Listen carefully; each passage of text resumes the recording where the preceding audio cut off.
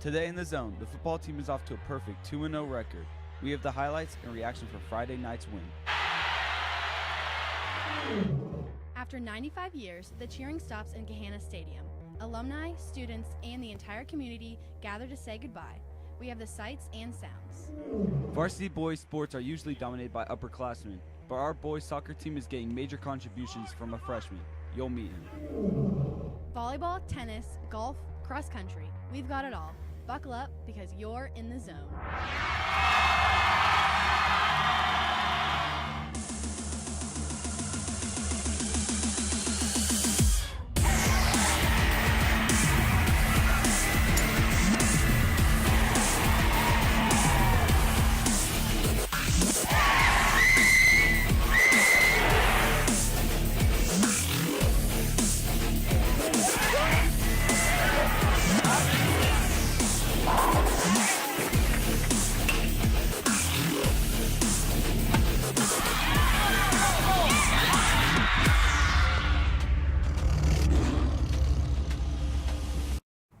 Hello, and welcome to the first episode of the Lincoln Sports Zone this year. I'm Toby Forsyth. And I'm Taylor Braun. We are thrilled that the sports broadcasting class is running both semesters this year, so we are able to cover fall, winter, and spring sports. Let's get right into it.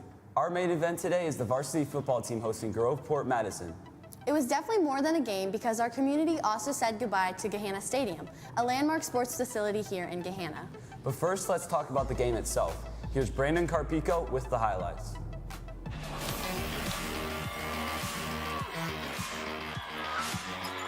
A sellout crowd on hand to welcome the Lions in the last game ever played in Gahanna Stadium. The defense sets the tone on the opening possession. Kamari Burns and Elijah King combined for the sack. Lincoln trailed 7-0 in the first after a Groveport defensive touchdown. That's when Brennan Ward looked right and connected with Braden Sanders in the corner of the end zone for the touchdown.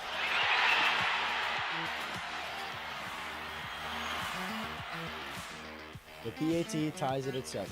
Ward threw for 167 yards. Groveport tries to respond, but on 3rd down and 7, quarterback Aaron Britford tries to run left, can't find any running room, and the Lions' run defense dominated throughout the night. Now, with just over 4 minutes remaining in the half, Ward goes back to the corner of the end zone. This time, it's to Tommy Newby for the 22-yard touchdown to give Lincoln the 14-7 lead at halftime. Newby led the Lions with 5 catches for 58 yards. Now to the third. Dior Hubbard runs straight up the middle for 16 of his 120 yards to move the Lions down to the 18-yard line. A penalty moved them ahead to the 8, and on the next play, Hubbard spins and takes it in for the 9-yard touchdown.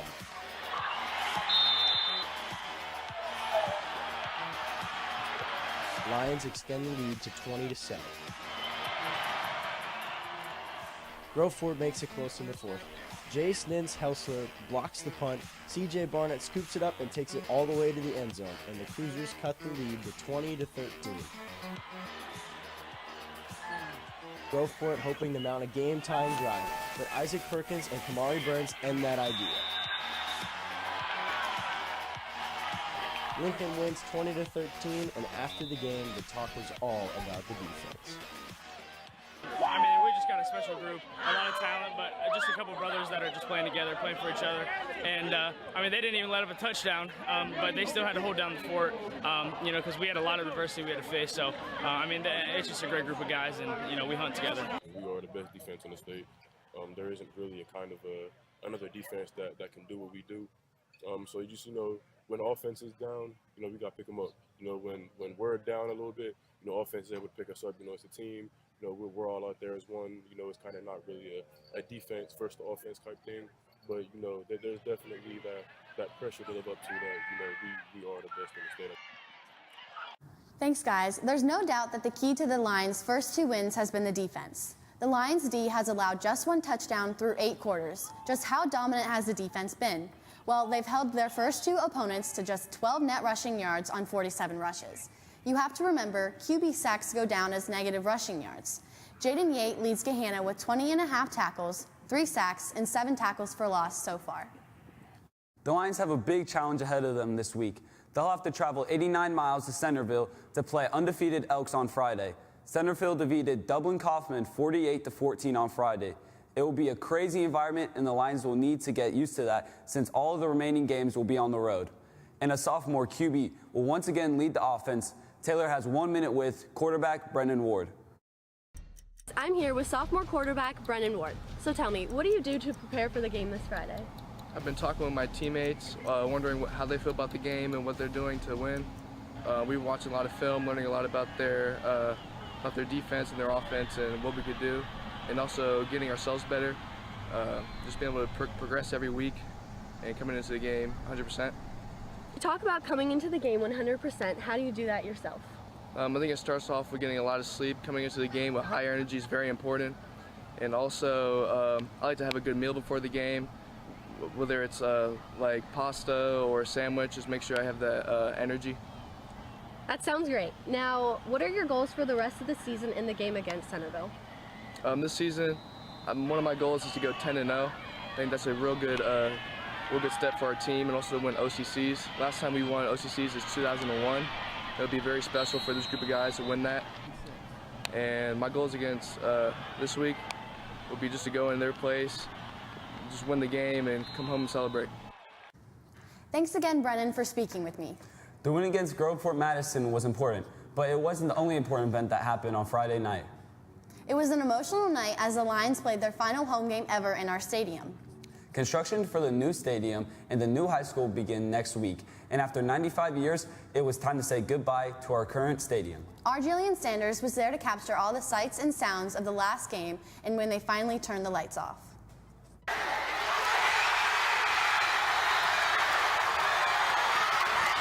Gahanna football has meant everything to me.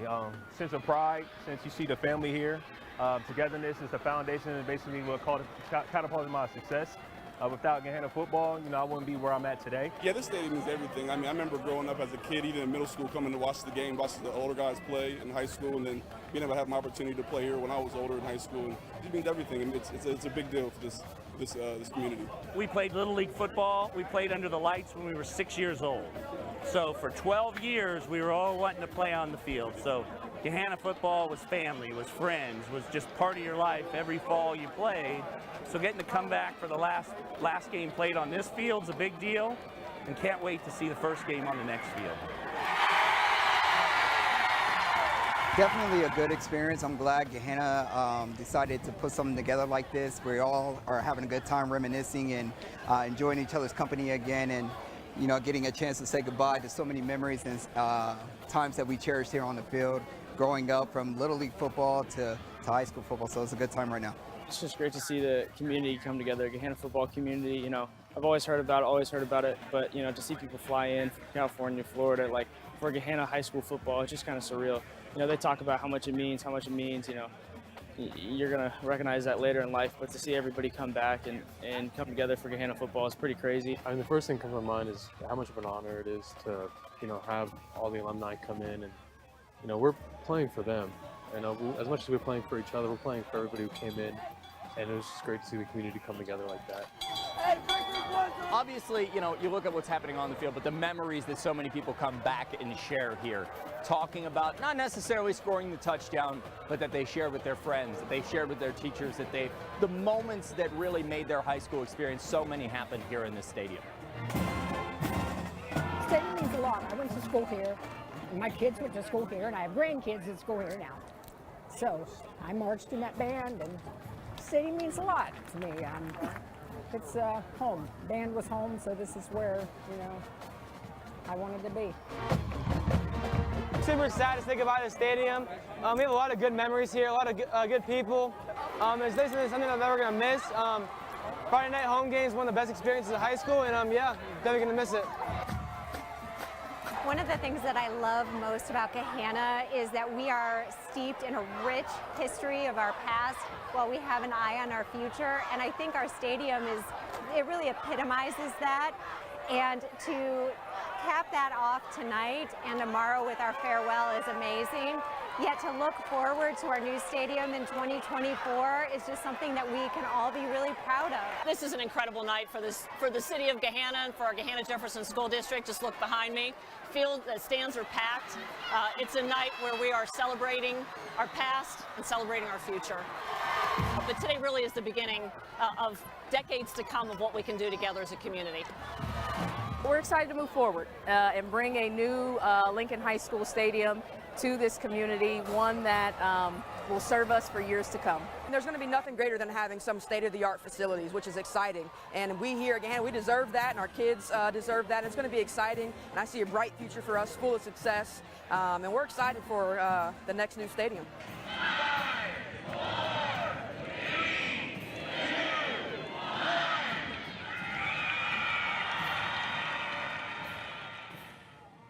Thanks, Jillian. I love playing soccer in the stadium, and I'm sad to see it go. Now we want to turn our attention to a sport that doesn't play in the stadium, but instead plays in the gym. It's volleyball, and our Olivia Doyle is standing by with a couple of live guests. Good morning, Olivia. Good morning, guys. How are you doing today? I'm exquisite. How are you? I'm good. Today I'm joined with our two Gahanna girls volleyball captains, Audrey Kottner and Rosie Letzeltzer, who are here to preview their upcoming season with a whole new coaching staff. This year, things are starting to look up, you guys. You've had 3 different head coaches in 4 years. What makes this year different? This year, they're very inclusive with us, so they keep us in the loop, and we're also very family-based, so we have each other's back and stuff like that. Well, along with it being family-based, you guys have been a pretty consistent part of this program. You guys are seniors this year. How important is senior leadership? This year, we've really had to step up and hold all 3 teams accountable. It's kind of a big role, especially as captains, but I think we're getting it done. So speaking of new additions, this year you guys started a goal board in your locker room. Can you tell me a little bit about the goal board, what's on it, what it means to you guys? Yeah, so in past years, we kind of didn't really keep ourselves to the standard that we should have kept ourselves at, so we made a goal board this year, and we hold each other accountable as a team every practice, every game, making sure we hit every single one of those goals. That's awesome, guys. I'd like to wish you a great rest of your season. I'm going to toss it back to Toby and Taylor at the news desk. Thanks, Olivia. Good luck this season, guys. Now let's move on to our girls soccer team. After going 2-7-4 last year, they are looking to make a big comeback this year. Tuesday night, the girls faced off against Pickering Central and came away with the dub, winning 6-0. The ladies are feeling confident. Key players were Emily Marzetts, Kai Jordan, and Dalen Shetman, who led the offense with 2 goals on the night. We caught up with a couple of the players after the game. We didn't win a lot of games last year, so to have a win this big, this early in the season, really going to bond our team together. And we have a big opponent on Thursday against Upper Arlington, who's ranked top in the state. So it just really pulled us all together so that we could get the dub and connect as a team better. Yeah, like they said, we've been wanting it for a while, and it might have took us a while to get it going for a little bit, but we had a talk halftime all season, from 2 days to practices. We've really been working hard, so I think this game it kind of really came together. We all put in the work, we worked together, and we're looking forward to doing it again this season.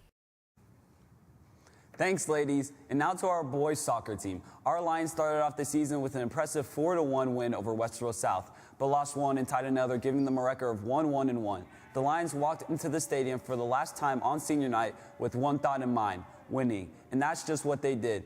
It was a nail-biter until the very end. Our Lions won 2-1 against Pickerington Central. Scoring for the Lions were Kelvin McWawa and Mikkel White. Here are some players about their thoughts on the game. It was pretty special. I'm glad everyone came out, and I think the underclassmen really made it special for us. It's been pretty good. It's been a little rough not knowing where we're going to play this season because of the stadium, but so far we've had a pretty good season. We're just going to focus up more in practice and just get ready for our next games coming up. You know, being back on the field with my brothers, it felt really nice.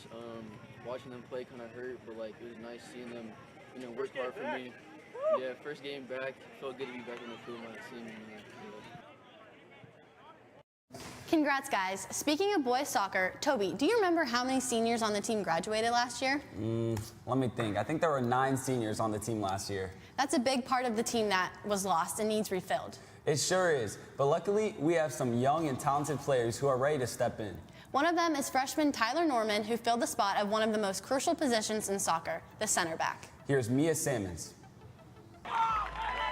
Every year, senior athletes play their last games, and the next year their shoes need to be filled. For the boys' soccer team, it was freshman Tyler Norman who stepped up to fill the void. It was really great when Ty came to us this summer. He joined us about mid-July. So he had the opportunity to join us at Cal Camp and get in the mix with the guys. And right from day one, his physicality, his ability on the ball really caught our attention, and it caught the attention of the upperclassmen as well. I had several upperclassmen come over and tell me they were really impressed with his game, and they thought that he could fit in with us. He really stood out to me on the field. He was a freshman. He was an incoming freshman. He looked really, really good. He looked a lot better than a lot of the incoming freshmen. I kind of knew it when I saw him. I knew he was going to be a little bit different, and he just started doing pretty good in training. It's not every day that freshmen get the chance to show their skills at the varsity level. However, Coach Kovac thinks it's important to give the young players a chance to shine. Our approach has always been that we want to give the players who show that they deserve an opportunity to compete at the varsity level those chances. We spend a lot of time in the summer mixing in our underclassmen with our upperclassmen and kind of seeing what sticks. And Ty, just from day one, immediately when he took the field with those guys, showed that he could play at that level, that he could compete with the varsity team, and he's really solidified himself a spot in a position of need, in a position that we weren't particularly deep playing in the center back position. Tyler has earned playing time and the respect of his coaches and peers, and he has come into this position with gratitude. I was thankful for the opportunity to step into the line because when we went to Cal Camp, Kovac told me that all of the back line last year was seniors and that I would probably have to fill that role.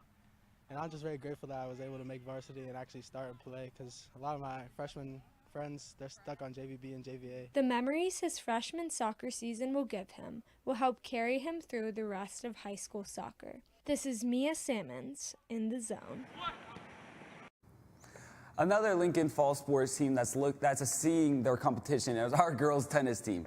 The ladies are 8-2 this season. How did they get it out to 8-2? Well, the Lions hit their home courts this week to battle Grove City, and the Lions picked up the win. Frankie Nuss won the first singles, Natalie Garcia in second singles, and Jackie Graham won in the third singles. Also, the doubles team of Alex Wayner, Mary Grace Halliday also won. We are currently 8-2 on the season. Good luck later today at Pick North. We also have someone else in the studio today to give us a better insight on fall sports. It's our very own Damian Jones. Hey Dom, how are you? I'm doing good. How about you guys today? I'm doing real good, thank you, Dom. Well, girls golf is off to a good start. They're currently 10-2 as well as second in the OCC standings. Senior captain CC Holmes has been moving up and currently sits 10th in the individual standings. Here's Delaney Rossetti with 1 minute with CC Holmes. Thanks, guys. I'm here with senior captain CC Holmes of the golf team. How's your season going so far? It's going pretty well. We've had some ups and downs, but we're doing pretty good. We're second for our OCCs right now, so hopefully in the next coming weeks we can pull through and win our OCCs. All right, so what have been your goals for this season? My goals have been to play my best and do better than I have last season, break some personal records, and hopefully just be a better team than we have the past few years. All right, so I know that golf can be a very mentally challenging sport, so what do you do to stay in that killer mindset? Golf is really long. You're out there for 5.5 hours, but you have to just let things go. Like, if you hit a bad shot, you just have to know that there's so many more, and you just have to think about what you can do better coming forward and not really focus too much on what just happened. All right, thank you so much, CC. Now back to the news desk. Thanks, Delaney. And CC, let's switch to the boys golf. The Lions know where they stand in the OCC following yesterday's conference match. The guys shot a 3-20 as a team and were led by senior captain Kingan Billingham with a 74. He was followed by Eli Orskis with a 78. The Lions will be back on the course Tuesday at New Albany Invitational. Good luck, guys. Now let's switch to cross country. And the girls team has some big shoes to fill since season with the graduation of state champion Alicia Shope. But there is some young talent stepping up. The Lions ran at Pick North over the weekend, and the girls finished 9th as a team. Senior Eva Tomanak and freshman Ruby Lewis were the leading scorers for Lincoln. Here's Eva Tomanak to tell us more how the team is feeling going into the season. For cross-country season this year. We're really excited. We have a bunch of new talent, a bunch of new freshmen coming in who's really going to come and help out our team. We're really excited. We're not 100% sure of what we're all capable of yet, just because we have a lot of new underclassmen, but we think that we're going to be pretty good, and our goals this year are to make it to states as a team. Thanks, Ava. Now to the boys. And the Lions are coming off of impressive showing at the Pick North Invitational. The guys had an impressive finish third out of 46 teams with key runner sophomore Owen Toller and senior Charlie Slade to lead Gahanna. This weekend, the boys will run at the Hot Summer Bash on Saturday at Hilliard-Davidson. We caught up with senior runner Abi Salishi to talk about what's to come for the boys. And then as a team goal is to make states since we fell short last year. This year, one thing we changed was we started doing doubles, so we run before schools. Most of the time, like the varsity guys are running before school, and a lot of guys have been very dedicated. I think this upcoming season is going to be really good for us because we have me, Charlie coming back, we have Katayo coming back, and then we have Owen, who's definitely stronger, and then we have Will and Winnie's getting healthy. So we have a lot of guys. I think we have a lot of depth. So I think we're going to make some noises this year. Thanks, Albie. Well, that's all I have for this week's fall sports. Back to Taylor and Toby at the news desk. Thanks, Damian. Good luck this Friday on the rest of the season. Well, it looks like we've covered every fall competitive sport here at Lincoln for this week. We hope you've enjoyed this edition of the Lincoln Sports Zone. We will see you again soon, and with that being said, go Lions!